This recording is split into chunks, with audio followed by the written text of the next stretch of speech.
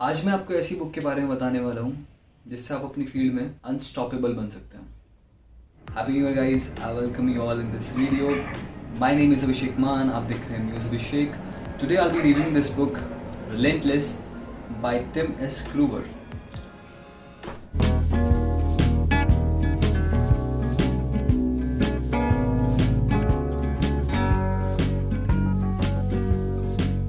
अगर मैं आपको इस बुक के बारे में बताऊं तो ये बुक बहुत इजी टू रीड है। मैंने इसको हफ्ते में कंप्लीट कर दिया था। It's not a lengthy book. आप इस बुक से बहुत कुछ सीख सकते हैं। अगर आप अनस्टॉपेबल बनना चाहते हैं अपनी फील्ड में तो इस बुक को ज़रूर पढ़िए। मुझे पर्सनली इस बुक में एक दो चैप्टर हैं जो इतने अपीलिंग नहीं लगे, but overall this book is perfect. इस बुक के ऑथर हैं टिम एस क्रूवर। वो माइकल जॉर्डन के कोच थे। माइकल जॉर्डन बास्केटबॉल में एज अ लेजेंड माने गए हैं। ये बुक कुछ 13 पॉइंट्स में लिखी गई है। इस बुक के अंदर हमें 3 तरह के लोगों के बारे में बताया गया है। पहले आते हैं कूलर्स, दूसरे आते हैं क्लोजर्स और थर्ड आर क्लीनर्स। अगर मैं आपको कूलर्स के बारे में बताऊं तो कूलर्स वो लोग होते हैं जो रिस्क अवॉइड करते हैं। वो वेट करते हैं कि लोग उन्हें अप्रिशिएट करें उनके कामों के लिए। वो कभी भी अपने डिसीजंस नहीं ले पाते। वो इजीली किसी भी चीज़ पे विश्वास कर लेते हैं। अगर मैं बात करूं क्लोजर्स की, क्लोजर्स रिस्क अवॉइड नहीं करते, रिस्क ले लेते हैं, बट बहुत कैलकुलेटिव और मेजर करके लेते हैं चीज़ें। ये दूसरों के डिसीजंस अपने पे हावी होने नहीं देते। ये खुद के डिसीजंस ले लेते हैं। इनको अप्रिशिएशन की जरूरत नहीं होती। ये खुद में अप्रिशिएट फील करते हैं जब इनका काम पूरा हो जाता है। और अगर हम बात करें क्लीनर्स की, क्लीनर्स को ऑथर कहते हैं अनस्टॉपेबल। क्लीनर्स इतना नहीं सोचते हैं। क्लीनर्स अपने गट फीलिंग पे ट्रस्ट करते हैं। क्लीनर्स कभी भी अपनी सक्सेस सेलिब्रेट नहीं करते क्योंकि वो अपने काम से कभी भी सेटिस्फाइड नहीं होते और अगले काम के लिए हमेशा लगे रहते हैं। ये लोग अपने काम से इतना प्यार नहीं करते जितना ये अपने रिजल्ट से एडिक्टेड होते हैं।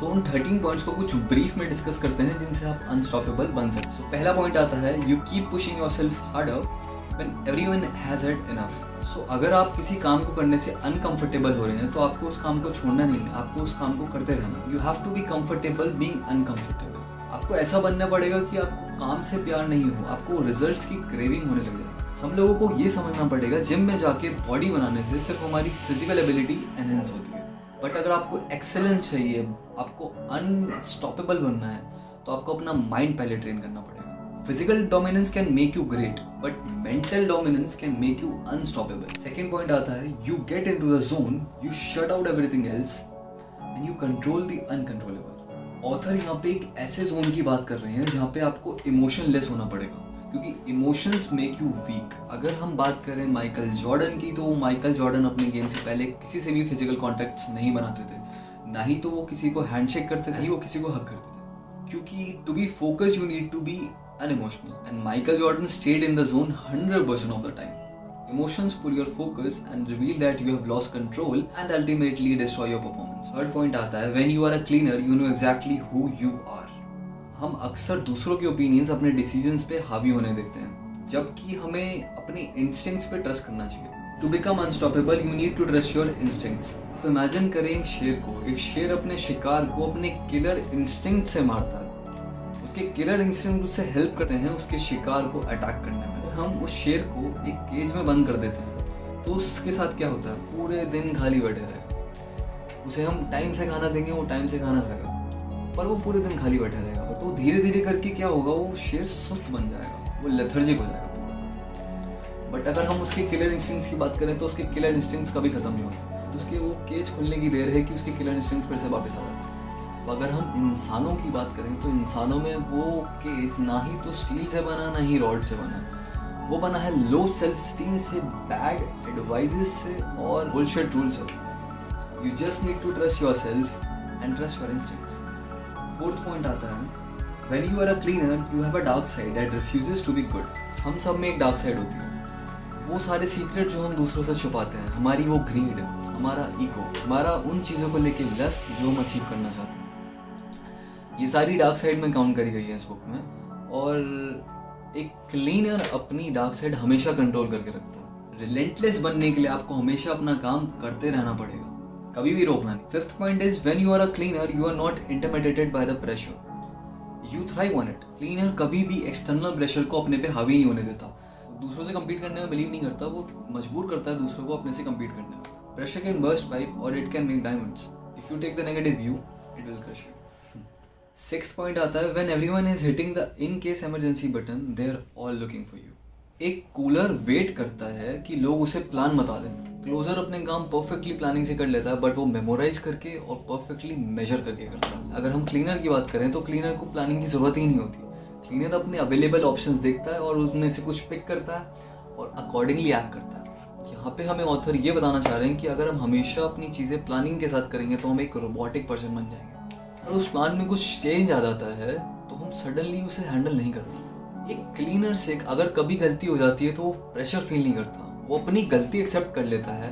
जबकि अगर हम क्लोजर की बात करें तो क्लोजर दूसरों को ब्लेम करते रहता है। यहाँ पे हमें सीखने को मिल रहा है हैव द कॉन्फिडेंस टू से you screwed up, people will respect you for that. Seventh point is you don't compete with anyone, you find your opponent's weakness and you attack. Cleaners कभी भी competition में believe नहीं करते, वो हमेशा अपने काम को प्रायोरिटी देते हैं और उसमें अपना 100% देते हैं. Eighth point is you make decisions not suggestions.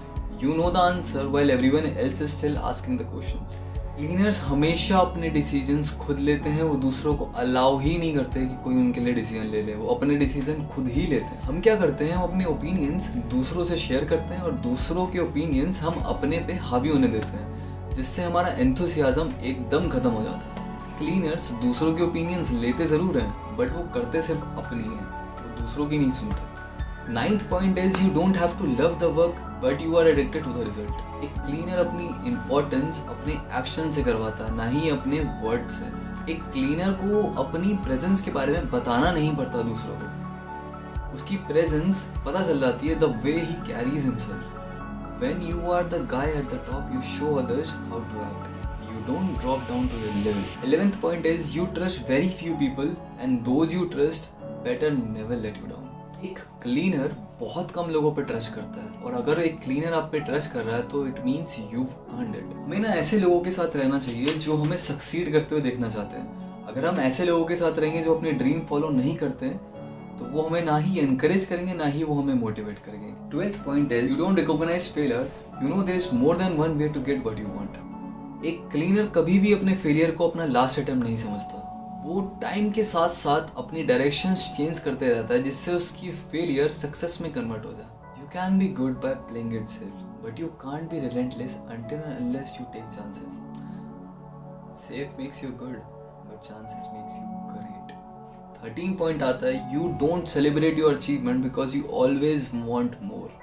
एक क्लीनर कभी भी अपनी सक्सेस सेलिब्रेट नहीं करता, वो अपने दूसरे काम करने के लिए काम शुरू कर देता है। Everything you want can be yours, be a cleaner and go get it. So guys, इस बुक में 13 पॉइंट्स मैंने आपको बहुत ब्रीफ में डिस्कस कर दिए हैं। अगर आपको इस बुक को अच्छे से पढ़ना है तो आप डिस्क्रिप्शन में दिए गए लिंक से आप इसको परचेज कर सकते हैं। थैंक यू सो मच जिसने लास्ट तक वीडियो देखी है। आज के लिए बस इतना ही, धन्यवाद।